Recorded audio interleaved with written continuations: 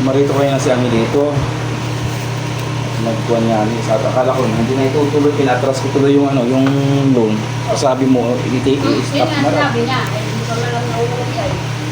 Nasaan ba siya? Nasa Manila. Nasa Manila siya. Manila siya. Tapos sabi niya, atras na. Oo. Gawa nga nung pag yung chat mo, ipinasa ko sa kanya. Ilabas sana yung pera nun ngayong bago magkatapusan. O, ano nangyari? Ay di, pinakancel mo ano, sabi mo yung ano. Ay, hindi ko na nag-i-reply. Maring may marirelease naman ako na ngayong July. Kaso hindi ko alam yung isa kasi tatlo yung nilulunan kong yan. Sabay-sabay para makuha yung halagang yun.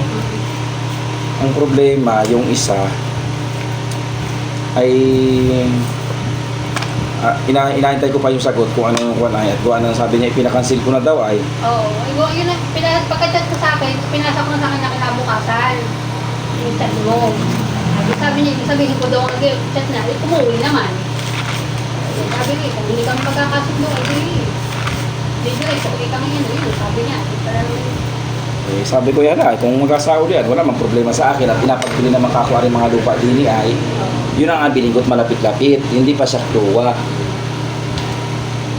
Sabi man niya tuloy tawa yun lang problema kung anong komento.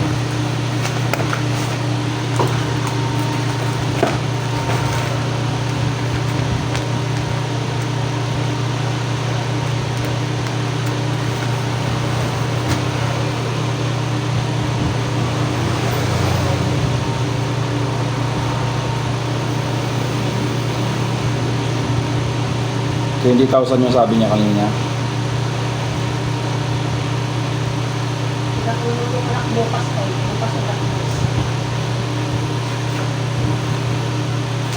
Tapos hindi kami nagkaliwanagan tungkol sa kahoy kasi ang alam ko yung kahilaan niya ang hinihingi niya. Diba't iba naman yung kay Jewel talaga. Ay kaso ay ibang paliwanag niya. Sabi ko yan, kahilaan naman. Madami man akong kahoy. Sa kahoy, walang problema. Diyan mo na, Jeff, at saksi ka.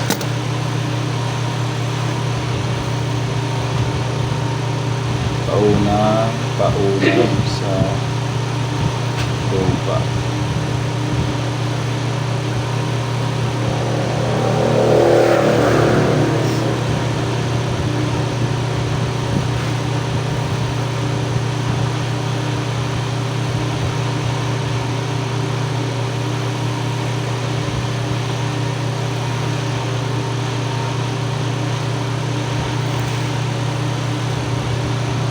Kaya naman.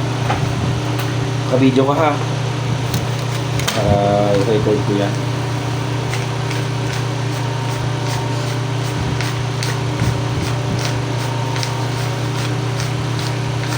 Bilang 20. Kabilang ha.